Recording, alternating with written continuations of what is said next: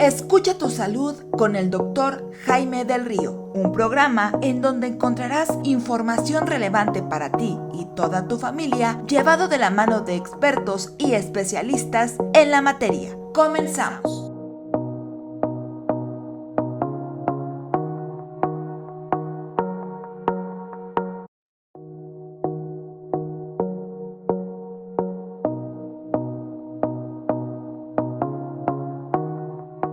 Hola amigo, ¿cómo estás?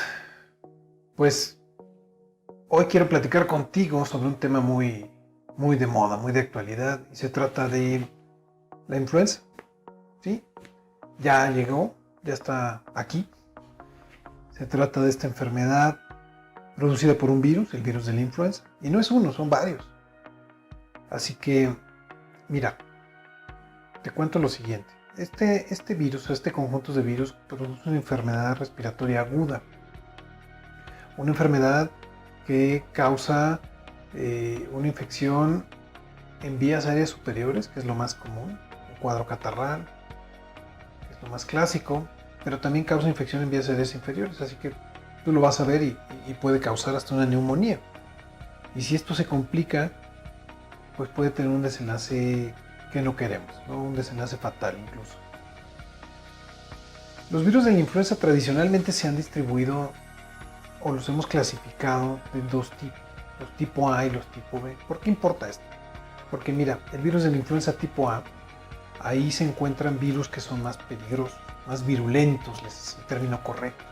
Estos son los que causan mayores síntomas, un daño mayor a nivel epitelial, a nivel celular. Esto es un cuadro mucho más agresivo, generalmente con una neumonía, y que tienden a complicarse, que requieren hospitalización, estar intubados, etc. Aquí en los virus de la influenza tipo A, tenemos el H1N1. Lo recordaron muy bien porque en México fuimos el epicentro de esa pandemia en el 2009, con este virus nuevo en Veracruz y que exportamos al mundo, y que por mucho menos fue tan catastrófica como lo que está haciendo ahorita el coronavirus, ¿no? Entonces tienes a este H1N1 y tienes al H2N3, que fue también responsable de otra epidemia. La nomenclatura realmente no importa, solo es para que te des una idea, ¿no?, de que los tipo A son más malos. Los tipo B es la influenza clásica, la estacional, y aquí hay de varios tipos. Y los que más nos llaman la atención son los que están dentro de la vacuna. Entonces tenemos dos serotipos de influenza estacional en esta parte de lo que es la vacuna. Ahora, déjame te digo el cuadro clínico. El cuadro clínico es, como te decía, un cuadro, una infección con catarro, con mocos, estornudo, nariz tapada, ojos llorosos, malestar general, dolores musculares, cansancio extremo. Y generalmente de ahí no pasa, ¿no? Estás en cama, estás en casa, no te quieres mover, todo te duele, etc. Pero ¿qué pasa cuando se va complicando? Viene el tema respiratorio. Y entonces viene la falta de aire, la dificultad, la baja saturación. Yo sé que estás muy familiarizado ahora, por los tiempos, con la baja saturación. Entonces eso es importante. Ahora, en este momento estamos teniendo un problema porque tenemos coronavirus y tenemos influenza. Y tú y yo probablemente, clínicamente no podemos saber si un paciente tiene uno, tiene el otro, o probablemente tenga los dos virus. Te voy a dar algunos tips en los que nos fijamos los médicos cuando evaluamos y que sabemos algunas diferencias entre coronavirus e influenza. Entonces mira, influenza. La influenza se va a presentar a cualquier edad. Los más afectados son los niños, los menores de 4 años y también los adultos mayores, en la última extremo de la vida.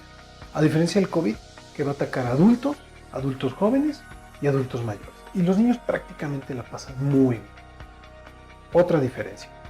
En el caso de la influenza, la tasa de mortalidad es del 0.1%. Es muy baja. En caso del coronavirus, la tasa de mortalidad es del 6, del 12, del 15, depende del grupo etario. En México estamos en el 11% promedio. Periodo de incubación. Normalmente, entre 1 y 3 días, la influenza ya empezó a manifestarse, la fiebre, todo el cuadro. Coronavirus. De 3 a 5 días y puede tardarse un poco más. Ahora hablemos de los tratamientos. Tú sabes que para coronavirus no hay ningún tipo de tratamiento específico, no es sintomático, se están investigando medicamentos antivirales que sean específicos, nuevos, nada hay. Pero en el caso de la influenza sí tenemos muchas herramientas. En la influenza tenemos un antiviral que es específico, el Celtamivir, y ese es un gran aliado porque en 24 horas te disminuye con gran rapidez, te disminuye los síntomas, te quita la fiebre y vas mejorando, tratamiento 5 días. Pero también lo más importante, tenemos forma de prevenirlo. Tenemos una vacuna cuadrivalente, ataca las 4 cepas que te mencioné. Es muy efectiva, disminuye el 98% de la mortalidad, disminuye el 92% de las hospitalizaciones y los casos graves. Entonces hay que vacunarse. Yo sé que algunos de nosotros nos han generado en ocasiones molestias, tanto por la aplicación, pero también molestias porque uno como que se siente mal, desarrolla fiebre, desarrolla la enfermedad. Vale la pena, vacúnate. No tiene caso que te arriesgues, y no tiene caso que arriesgues que tengas al mismo tiempo, en el mismo momento, coronavirus, influenza, porque la mortalidad va a ser mucho mayor y no sabemos qué tan alta podrá ser. Así que bueno, ya tienes más información y te voy a seguir dando más datos. Y pregúntame lo que quieras, compártele esta información a alguien más. Escucha tu salud con el Dr. Jaime del Río, un programa en donde encontrarás información relevante para ti y toda tu familia, llevado de la mano de expertos y especialistas en la materia. Comenzamos.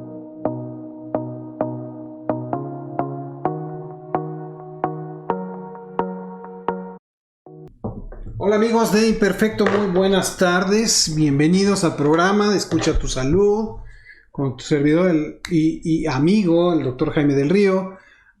También doy la bienvenida a todos mis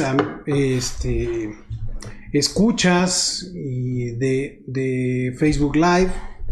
Bienvenidos a otro programa más de Escucha tu Salud también. También quiero dar bienvenida a todas las personas que nos escuchan en repeticiones a través de los podcasts de Spotify, de Anchor, de Google. Y finalmente a las personas que también se conectan o nos ven a través de la plataforma de YouTube, a través de estas repeticiones. Todos bienvenidos, muchas gracias por estar aquí. Estoy aquí con mucho gusto, como siempre. Y bueno, listo para platicar de muchas cosas. Hay mucha información, está variadito, hay mucho de qué hablar. Pues vamos a empezar con este programa. Hablemos de una cosa también muy importante e interesante. El 7 de octubre, en una comunidad en los Altos de Chiapas, en Bochil, los Altos de Chiapas, de repente en un día así normal, 57 estudiantes de una secundaria fueron llevados a un centro de salud, porque Bochil, Chiapas no va a tener un hospital, sino más bien un centro de salud de pequeño o mediano tamaño, donde todos presentaban síntomas muy extraños, ¿no? Vómitos,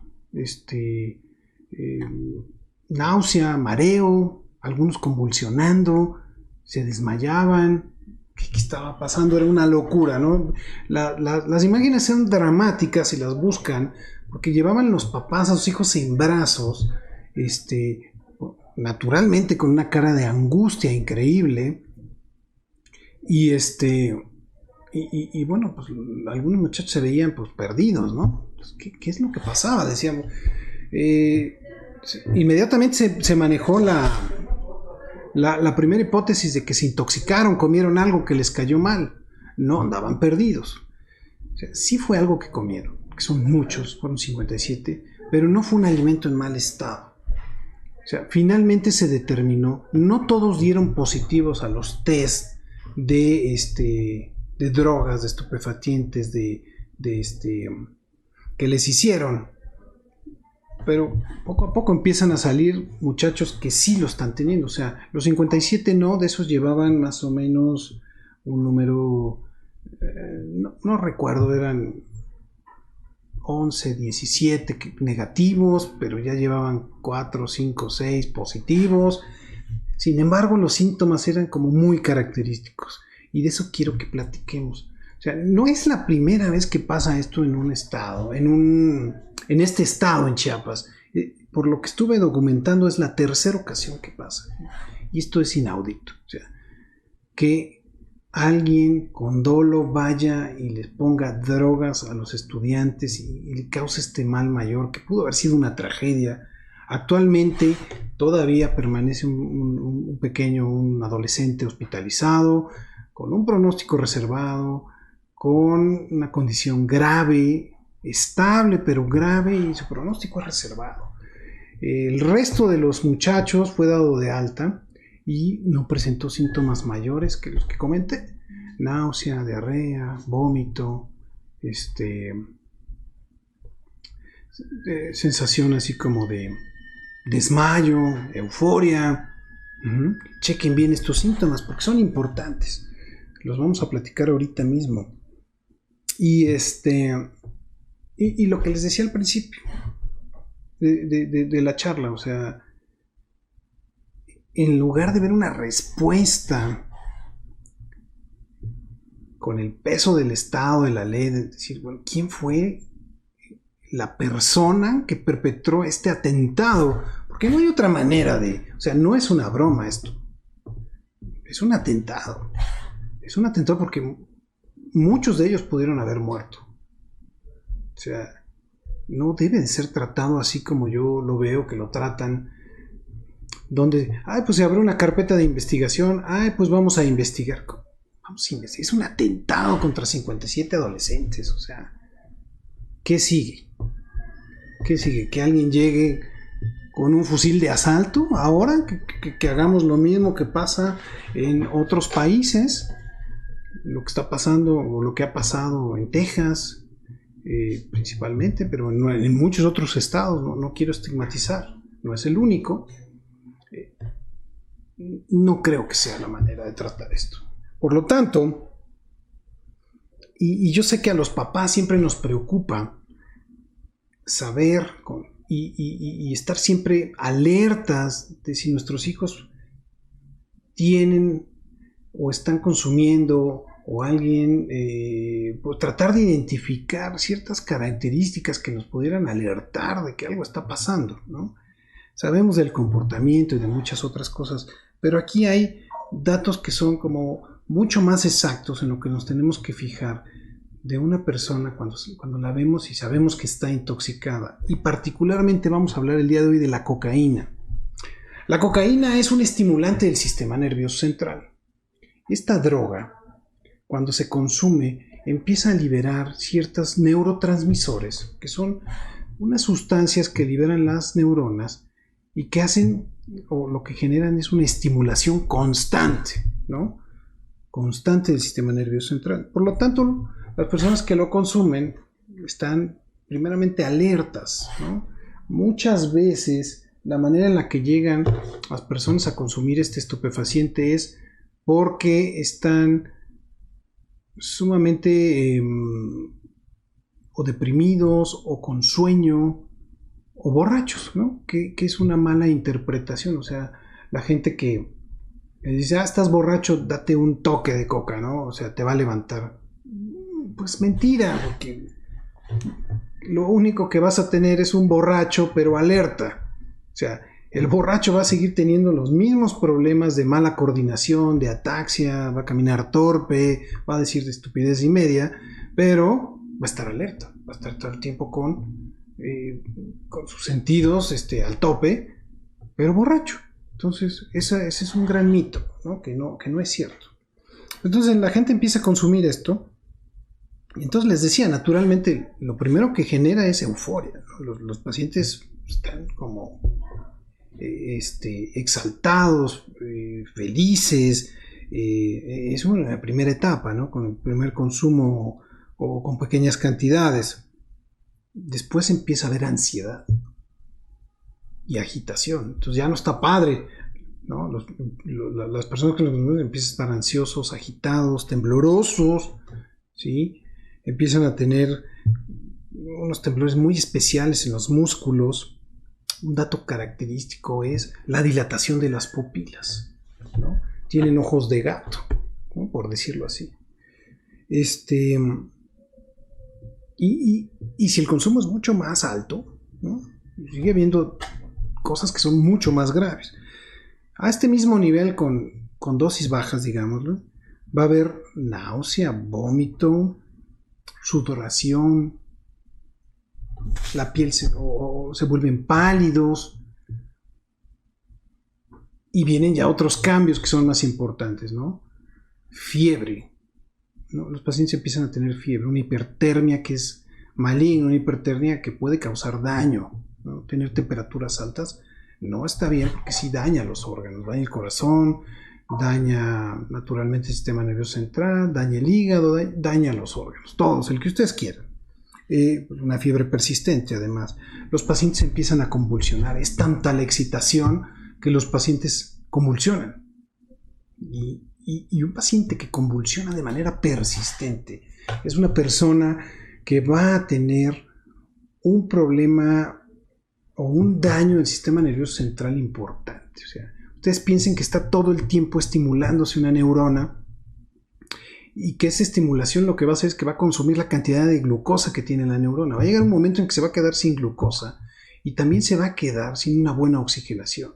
Por lo tanto, la célula va a sufrir una hipoxia, o sea, una falta de oxígeno, y una hipoglucemia, una falta de glucosa. La célula finalmente va a dañarse y probablemente muera. Ahora imaginen eso en todo el cerebro.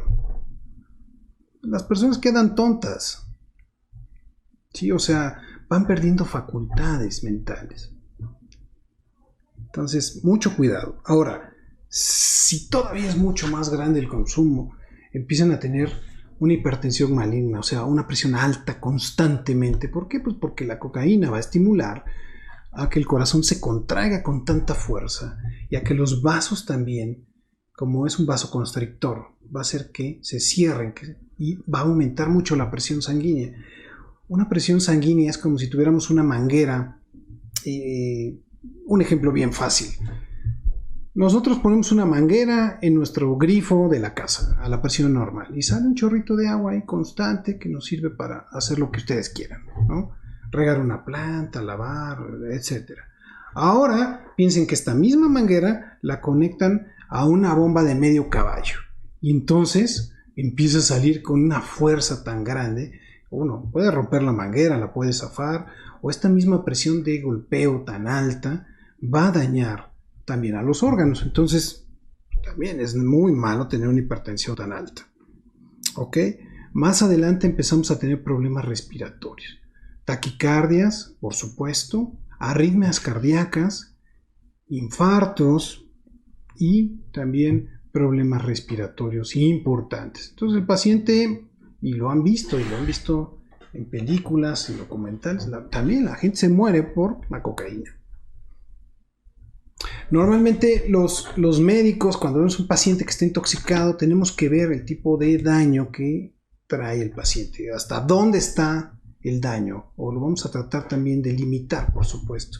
Entonces empezamos a ver y pedimos, lo primero que hay que hacer es ver que el paciente venga consciente, que esté respirando, que tenga una buena circulación. Si no, eso es lo que hay que atender inmediatamente. Lo vimos cuando hablamos de desastres naturales, de desastres en terremotos, ¿no? La atención primaria siempre tiene que ver con tres cosas: con la respiración, con el estado de conciencia y con que la vía aérea no esté obstruida y por supuesto que lata el corazón, ¿no? Después de eso, los médicos lo que tenemos que hacer es ver si está dañado o no el músculo cardíaco. Entonces pedimos una serie de estudios para ver cómo está funcionando mi riñón, mi corazón, mi hígado, etcétera, a los pulmones, rayos X, etcétera, que seguramente fue parte del abordaje de todo lo que le hicieron a los pacientes que llegaron a estos hospitales en Chiapas, ¿no? Y bueno, no hay un antídoto realmente para la cocaína, sino más bien el tratamiento consiste en mantener una adecuada hidratación, circulación, que se vaya eliminando esta droga, tratar de limitar el daño que pudiera generar en el sistema nervioso central, en el sistema cardíaco, en el sistema respiratorio, donde fuese. Entonces, estén alertas de estos datos, de estos síntomas, porque algún amigo, familiar, conocido, lo pudiera presentar, ¿no? Que ustedes estén en una fiesta y de repente, pues, vean a alguien tirado, convulsionando, ¿no? Que pudiera ser un dato de una presentación de una intoxicación por cocaína. ¿Ok? Bueno, y vamos a hablar del tema de la diarrea, ¿no? La diarrea es el aumento no solamente en el número de evacuaciones, sino también en la disminución de la consistencia. ¿Ok? Son dos cosas que debe uno de tener. Uno puede estar yendo al baño muchas veces, pero si está evacuando de una manera con una consistencia, pues probablemente no se trate de una diarrea como tal. Normalmente estas dos condiciones siempre se cumplen. Disminución de la consistencia, o sea, evacuaciones semilíquidas, pastosas o completamente líquidas, y evacuaciones incrementadas en el número. ¿Ok? Por ejemplo, un paciente que va cada tercer día al baño, que no es lo deseado, pero hay pacientes que así van, de repente empieza a ir 2 veces al baño, ¿no? Y con una consistencia mucho menor. Pues pudiéramos estar hablando de un cuadro de diarrea, no necesariamente tiene que ir 10 veces al día. ¿Ok? Entonces, eso es la definición de lo que es la diarrea, ¿no? ¿En qué consiste en esto? En estas dos condiciones. Y ahora, ¿por qué se presenta? Bueno, hay múltiples causas por las cuales se puede presentar un cuadro de diarrea. Debo de decir que de las causas más habituales, por supuesto, pues son las causas infecciosas, ¿no?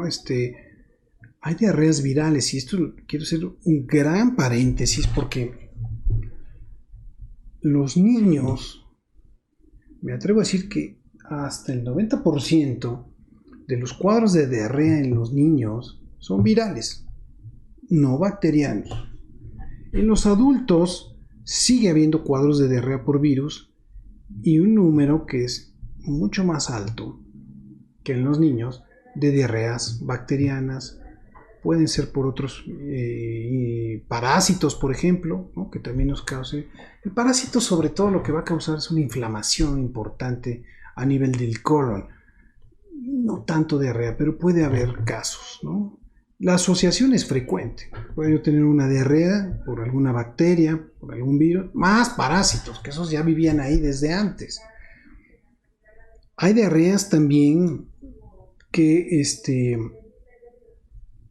son tóxicas, les llamamos. O sea, no es una infección realmente, sino es que consumí un alimento que estaba en un mal estado. Normalmente estos alimentos están contaminados, o sea, por algunas bacterias que generan ciertas toxinas que al momento de ingresar en nuestro intestino producen una irritación importante.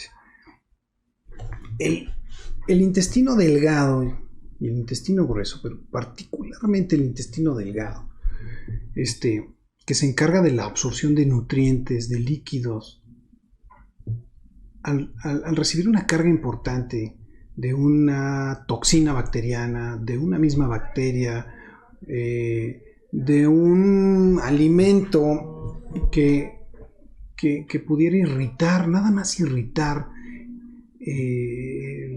la vía digestiva, empieza a trabajar mucho más acelerado. O sea, va a empezar a tratar de sacar todo esto que está circulando por el lumen o por el hueco, por adentro de los intestinos, con el fin de eliminarlo y que le cause el menos disconfort y el menos daño posible, ¿no? Entonces empieza uno a tener estos retortijones y empieza uno a sentir cómo se mueve de manera mucho más rápida el tránsito intestinal, y esto es real. Acuérdense que platicábamos que no solamente el estómago tiene movimiento para que se vacíe, sino sobre todo los intestinos, y se va barriendo como si fuera una escoba, ¿no? O sea, las vellosidades intestinales, que son microvellosidades, son como unos cepillitos. Agarran un cepillo de cabello o un cepillo de que no sea tan duro, y piensen que cada una de esas cerdas es una vellosidad intestinal. Entonces uno los puede mover de manera sincrónica, que es como se mueven, y empiezan a aventar todo lo que va circulando por el tubo digestivo. Entonces tienen velocidades y se mueven de acuerdo a la orden que le da el sistema nervioso autónomo. Esto se regula desde el sistema nervioso, y el tono vascular, el movimiento ciliar, la frecuencia cardíaca, la respiración son cosas que no regulamos nosotros a placer, sino que ya son autónomos. Entonces se mueve y se mueve y se puede acelerar este movimiento. Entonces, gracias a esta aceleración de movimiento que hace que evacuemos de manera mucho más rápida, entonces es como se presenta la diarrea, ¿no? Entonces, puntualizando, las causas de diarrea normalmente, la gran mayoría son infecciosas, algunas son por intoxicación o tóxicas, y muchas otras serán por ya casos más raros, consumo de alguna sustancia osmótica. ¿A qué me refiero? Por ejemplo, cuando uno le van a hacer un estudio, que le dicen, ¿sabes qué? Es que en el estudio tenemos que vaciar tu intestino porque no debe de tener restos de materia fecal, porque si no, no vamos a poder tomar bien el estudio, la imagen va a salir mal. Entonces a uno le dan unos liquiditos, unos jarabitos que son laxantes, ¿no? Y entonces se los toman y vacían, ¿no? ¿Qué es lo que hacen? Es que tienen un peso molecular que hace que jale agua y que además estimule el movimiento del intestino. Entonces genera unas evacuaciones líquidas totalmente y vacía mucho más rápido el intestino, ¿no? Entre más duro sea la materia fecal, pues más se va a tardar. Entonces lo que hace es que mete agua al intestino, saca agua de los vasos sanguíneos, lo mete al intestino y lo elimina con mucha facilidad, ¿no? Ese es un tipo de diarrea osmótica. Aquellas personas que comen grandes cantidades, por ejemplo, me ha pasado niños con pacientes pequeños que toman grandes cantidades de azúcar, y funciona más o menos de manera similar, ¿no? Que comen Yakult, Danonino, juguitos, gran cantidad de azúcar en el torrente, entonces les genera una diarrea osmótica, ¿ok? No es raro. Más o menos estos son los tipos de diarrea que existen, ¿de acuerdo? Entonces hay que estar como muy pendientes, no para que diagnostiquen ustedes la causa, sino más bien lo que me interesa es que aprendan cuándo está empezando, cuándo va evolucionando mal, cuándo hay que acudir con el médico y qué tratamiento yo le puedo dar en mi casa, porque creo que eso es la parte fundamental de esto. Las diarreas, pues la gran mayoría se tratará solo con dieta, una dieta astringente, tomando una gran cantidad de líquidos, y no cualquier líquido, o sea, no es que yo le vaya a dar coca o algún refresco, o que le ande mezclando ahí Tehuacán con refresco de manzana. O sea, no funciona, no es lo adecuado. Hay sueros especiales que tienen la cantidad necesaria de electrolitos, sodio, potasio, cloro principalmente, que es lo que eliminamos, lo que dejamos de absorber, que son fundamentales para la vida. Entonces, por supuesto, todos los electrolitos orales, desde el suero vida oral, que es gratis, que te lo dan en centros de salud, que se prepara en 1 litro, que tiene la cantidad, tiene azúcar, tiene sodio, potasio, cloro, ¿ok? Todo eso suma, tiene un peso especial que es adecuado para que cuando nosotros lo tomemos, inmediatamente sea absorbido con mucha facilidad y no se elimine, o se elimine lo menos posible. Entonces está calibrado. Por eso tomar Gatorade pues no es lo mejor. Por eso tomar Jumex Export o cualquiera de estas bebidas que son para deportistas tampoco es lo mejor, ¿no? Si uno realmente está teniendo un cuadro de diarrea o uno está con deshidratación, lo indicado es que sea el suero oral o los electrolitos orales. Y esto es importantísimo. Muchas veces los pacientes inician o debutan con un cuadro de gastroenteritis, o sea, con vómito, con náusea. ¿Por qué? Porque normalmente, como es un cuadro infeccioso, se suele acompañar o no con fiebre, con dolor estomacal, con una dispepsia o una sensación de una mala digestión. Entonces les digo, hay náusea y hay vómito y es fácil. Los niños más chiquitos, además, donde muchos virus, enterovirus, que por cierto, tanto en primavera como en otoño se presentan con frecuencia, pues inflaman, porque el primer sitio de entrada son las vías respiratorias, inflaman la garganta, y al inflamarse la garganta, sobre todo en ellos, les genera náusea, entonces vomitan con facilidad. Pero pasado un día, día y medio, empiezan con el cuadro de diarrea, ¿no? Y esto es muy común, y esto es habitual. Entonces, ojo, porque un niño que empieza a tener náusea, vómito, fiebre, pues probablemente es un niño que vaya a empezar a tener también un cuadro de gastroenteritis. Les digo, se presenta 24 a 48 horas después, pero está debutando. Y luego vienen las evacuaciones. Y las evacuaciones habrá que ver cómo se presentan. Pueden ser pastosas, pueden ser líquidas o semilíquidas. Esto es importante porque el tratamiento depende del número de evacuaciones, del estado de hidratación de nuestros pacientes y de que tenga un no vómito. Lo primero y lo más importante que tenemos que resolver es que el paciente tolere la vía oral y que se hidrate. No importa la causa, no importa si es un virus, si es una bacteria, si es una diarrea por un alimento en mal estado, no importa. Lo más importante siempre en estos casos es la hidratación. Insisto, la hidratación debe ser con el suero bideoral. Los planes de hidratación que tenemos los médicos desde hace muchos años los hemos dividido en 3 prácticamente. Y el que ustedes pueden realizar en su casa es el plan A. Y el plan A consiste en administrar por cada evacuación una taza de suero. Muy sencillo. En cucharada, en jeringa, como sea. Claro, si es un bebé, será media taza. Pero, digamos, en términos muy sencillos, en términos muy prácticos, por cada evacuación, 250 mililitros. Claro, si son evacuaciones muy grandes, o sea, estamos hablando de un adulto, pues tendrá que ser mucho más el volumen, ¿no? Es raro que un adulto se deshidrate. Tiene una capacidad de compensación, unos mecanismos mucho más evolucionados, mucho más perfeccionados que un bebé o que un adulto mayor. Normalmente ellos pierden grandes cantidades de líquido y no tienen manera de retener líquidos, ¿no? Acuérdense que estamos hechos por lo menos de un 60 a un 70% de agua y los niños más pequeños tienen todavía más. Entonces, un niño, un bebé, estoy hablando de bebés de menos de 1 año o de 0 a 2 años, con una sola evacuación se pueden deshidratar. Hay que tener mucho cuidado. Fiebre, vómito y evacuaciones, cuidado porque se deshidrata. ¿Y qué creen? Las personas, los niños y los adultos mayores sí se mueren de deshidratación.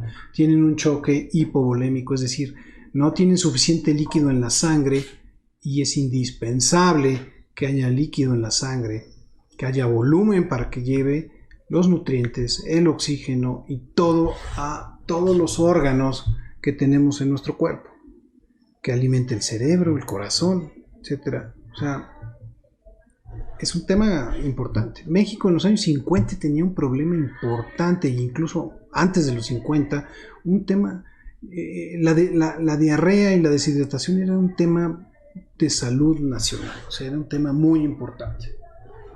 ¿Ok? ¿Qué más les quiero contar de las diarreas? Vamos a ver algunas preguntas. Le agradezco a Nancy. Nancy me manda a felicitar. Gracias, Nancy. Gracias por las felicitaciones. Nancy Cedillo. Celia dice: doctor, ahora con tantas drogas que hay en el mercado, ¿cómo podemos darnos cuenta que nuestros hijos las toman? Porque creo que el momento perfecto para evitar que se hagan, es el momento perfecto para evitar que se hagan adictos. Y es al principio.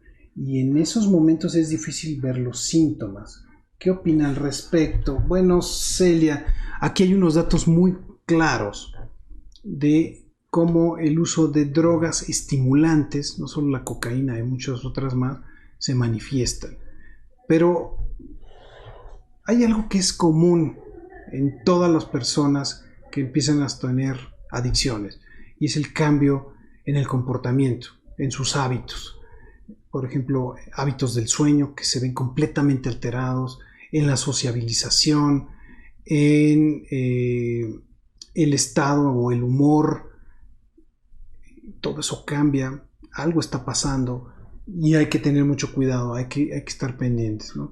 Mientras que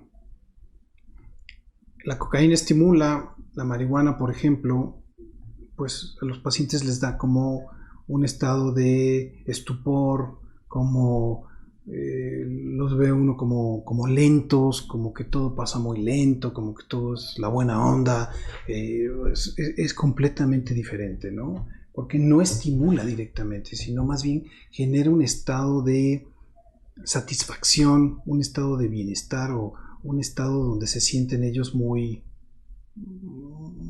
como felicidad al principio, naturalmente, y les genera alteraciones de la coordinación motora fina y gruesa. ¿Ok? Entonces hay que estar muy pendientes, ¿no? Cada droga tiene ciertas características, el olor, muchas cosas, y ¿por qué no? O sea, también sé que uno como padre quiere respetar la individualidad de los hijos, pero creo que bien fundamentado, una sospecha, pues habrá que buscar, ¿no? Dice Paco: doctor, ¿cuál cree que sea la droga más peligrosa? ¿Y hay alguna edad donde afecte más? Sin duda las drogas más peligrosas son las drogas sintéticas, ¿no? O sea, por ejemplo, de la cocaína que sacan el crack, la piedra, pero más allá de la metanfetamina, que es la droga que actualmente está matando a decenas de personas, hasta miles de personas al año. Hay una estadística muy interesante en los Estados Unidos, que es los países de las encuestas, de las estadísticas, perdón, donde están realmente preocupados y le están teniendo un especial cuidado a la metanfetamina, porque las personas mueren de un paro respiratorio, es decir, de repente dejan de respirar. El músculo que se encarga de la respiración, que es el diafragma, al meterse en la metanfetamina o al meterse algunas otras drogas que son como relajantes musculares, la efedrina y los derivados de la efedrina, pues entran en una pausa, ya no respiran, ¿no? Y como ellos no sienten nada y su cerebro está dormido, y aunque se pueda dar cuenta de que está bajando la oxigenación, no hay manera de que puedan respirar. Entonces muchas personas están muriendo de esa forma. Y yo creo que esas son las drogas más peligrosas. Cristóbal dice: doctor, muchas felicidades por su cumple, que sean muchos más. Gracias Cristóbal. Y dice: doctor, mentalmente, ¿por qué una persona se engancha más que otras con las drogas? ¿Es por algún conflicto? Gracias por el tema. Gracias, Cristóbal. Sin duda yo creo que hay, y esto es algo que no está completamente confirmado, pero sí hay susceptibilidad de ciertas personas que prueban la droga y no pueden dejarla, ¿no? Yo creo que es cuestión genética, yo creo que todavía nos falta mucho que investigar en este respecto, pero... Y por supuesto el entorno, ¿no? El entorno donde se mueve, pues, claro. Acuérdense que quien con lobos anda, a aullar se enseña, ¿no? O sea, si tú lo estás viendo, lo vives todo el tiempo, ¿no? Pues es algo que se te hace común, normal, ¿no? Entonces, hay que estar informados, la decisión es propia, pero hay que saber realmente hasta dónde, qué es lo que causa y qué daño me estoy haciendo, porque ninguna de estas drogas, ni el tabaco, ni el alcohol, que son drogas permitidas, son inofensivos, son inocuos. Dice Daniela, doctor, yo cuando como cosas grasosas me da lo contrario, primero me da estreñimiento y luego diarrea. ¿Podría ser eso por alguna cuestión en específico? Gracias por el tema. A ver, Daniela, entonces, cuando comes cosas grasosas, primero te da estreñimiento y luego diarrea. Bueno, tienes un problema, naturalmente, en la motilidad del intestino, ¿no? Que probablemente tengamos que ver cómo está el funcionamiento también de la vesícula biliar. Cuando las personas tienen problemas de bilis, o sea, o la vesícula biliar que está llena de piedras, de lodo, y no elimina la cantidad de bilis necesaria para la alimentación, empieza a tener problemas importantes. Unos de ellos son distensión abdominal, dispepsia, o sea, mala digestión, no absorben las grasas, evacuaciones que son líquidas, evacuaciones que pueden ser explosivas. Esto es un problema habitual. Sí recomiendo que si este problema está presentado, consultes a un gastroenterólogo, porque tu caso también es particular, no es algo como muy general, ¿no? Espero que esto pueda ayudarte, porque sí considero que deberías de consultar un especialista en este tema, que toque, que palpe, que vea cómo se mueve el intestino. Todo eso es importante.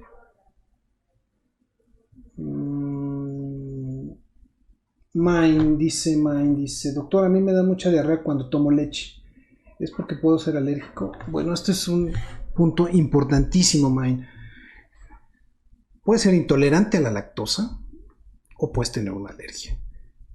No hay edades para tener alergia a la leche. Lo más habitual es que sea en los primeros años de la vida, pero uno puede tener alergia de adulto también, o tenerla durante todo este tiempo y pensar que uno es intolerante a la lactosa. La clave es la siguiente.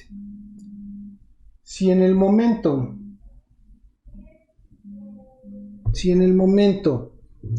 de consumir productos lácteos deslactosados el problema persiste, es muy probable que sea un cuadro alérgico. Por el contrario, si el problema desaparece, lo más probable es que sea una intolerancia a la lactosa. Todas las personas después de los 35 años, 40 años, empezamos a perder enzimas que están en el intestino que se llaman lactasas y que se encargan de digerir la leche. Y esto es porque no somos becerros, porque no somos animales que estemos diseñados para consumir leche toda nuestra vida. Incluso el único periodo, la única etapa para consumir leche son los primeros meses de la vida. 1 año hasta 2 años que recomienda la Organización Mundial de la Salud. Después ya no es necesario. Bueno. Tengo una pregunta de Susana, un comentario. Dice, doctor, entonces ¿se puede decir que ya se acabó el COVID? Porque ya están mencionando en algunos estados que el cubrebocas no es obligatorio. ¿Usted qué opina al respecto? ¿Lo debemos de dejar o seguir usando? Gracias por el tema. Bueno, Susana, en base a todo lo que platicamos al principio del programa, creo que hay que irlo dejando y hay que ir buscando. Primero, si uno va en la calle y va caminando, pues ya no es necesario que lo use, ¿no? Lugares abiertos, lugares donde las personas están lejos también. Quizá todavía tener un poquito de reservas en unas grandes aglomeraciones. Oficina, escuela, creo que debemos de empezar con algo, dar unas cuantas semanas, 2, 3 semanas, y si todo va marchando bien, ir retirando. Creo que debemos de hacerlo así, creo que debe ser la tendencia. Verónica dice, doctor, si algunos alimentos le causan diarrea a mi niño pequeño, ¿le debo quitar ese alimento o debo de ir con un especialista para que me diga qué pasa? Gracias y felicidades, que cumpla muchos años más. Gracias, Verónica. Creo que si ya identificaste que 1, 2 o varios alimentos son causantes de diarrea, primero debes de quitárselos. Pero no es algo así como que le voy a quitar el huevo, la leche, el trigo y la soya, ¿no? Cuidado, porque los niños chiquitos también se desnutren. Entonces, es malo quitárselos, pero también es malo dárselo porque estás viendo tú y estás consciente de que le está causando un problema. Sí recomiendo que vayas con un médico. Al parecer, si el tema es muy bien identificado, un alimento, pudiera tratarse de un tema de alergia y probablemente un alergólogo pueda resolver este problema, o que trabaje en conjunto con un gastroenterólogo, ¿no? El primer contacto naturalmente debería ser el pediatra, pero si no ha resuelto este tema el pediatra, entonces bríncate ese escalón y ve con cualquiera de estos 2 especialistas, ¿no? Yo creo que un alergólogo podrá ayudarte mucho más a entender este tema, ¿no? O el gastro. Bueno, vamos a ver si tenemos algunos comentarios más.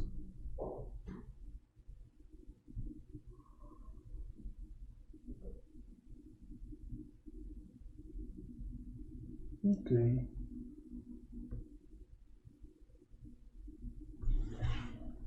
Bueno, parece que no. Les voy a pedir que ahorita que terminemos el programa y que además busquen en los canales de Spotify y de YouTube todas las cápsulas que con mucho gusto y agradezco además que nos manda el doctor Gus Valle, todas estas cápsulas con información muy valiosa en pocos minutos, porque a veces no tenemos tiempo de sentarnos a escuchar un programa de tanto tiempo.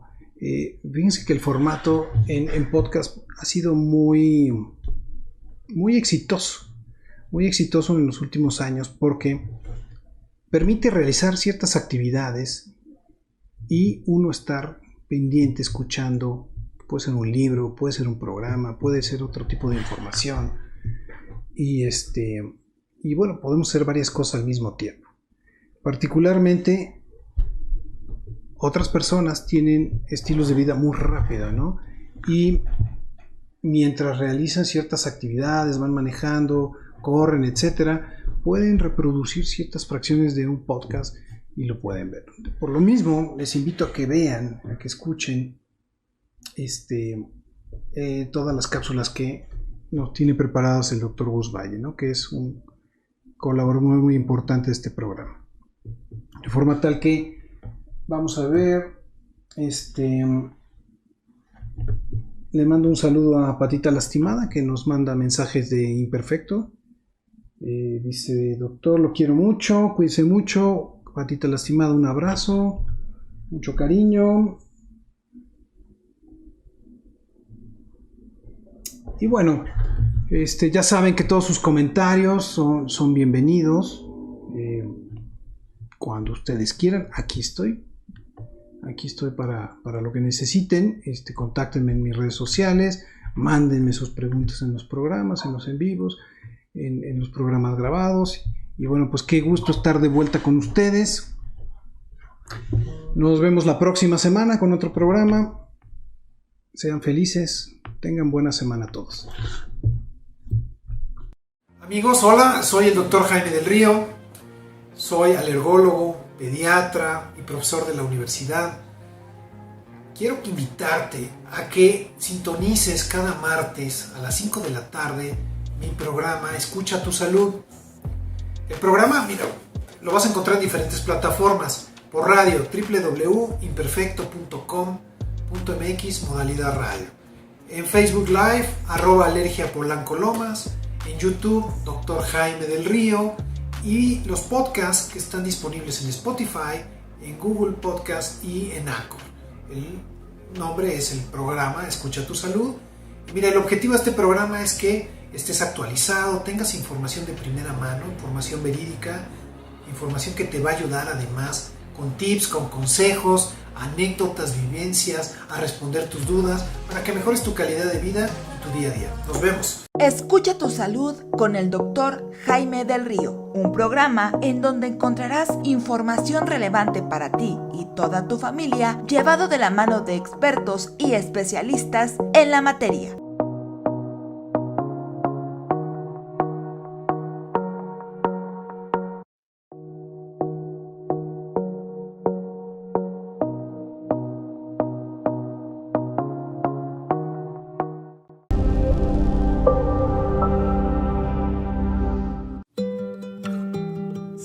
Un varicocele es cuando las venas en el escroto se agrandan e hinchan.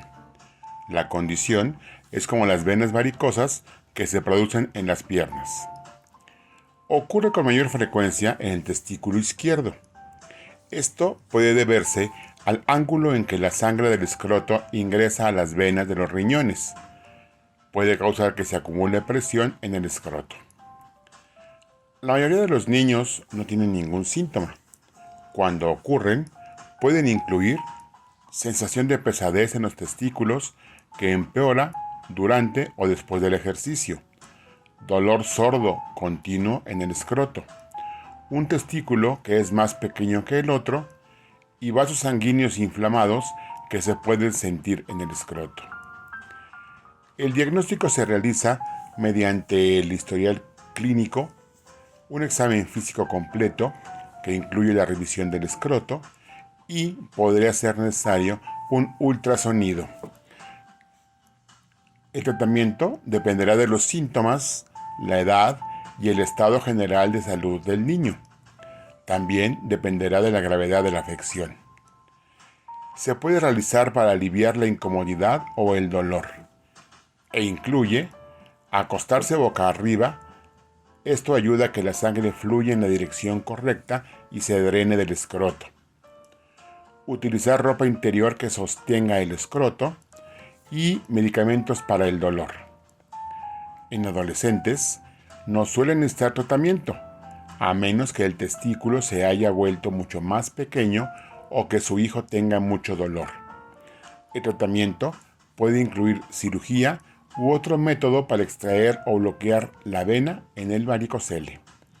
Obviamente, esto es únicamente prescrito por su médico. Si no se trata, el varicocele puede afectar la capacidad de tener hijos. Les agradezco su atención, les deseo una tarde tranquila, una semana aventurosa. No olviden por favor las medidas higiénicas y preventivas ya conocidas de antemano, así como la importancia que tiene la vacunación en todos los grupos de edad.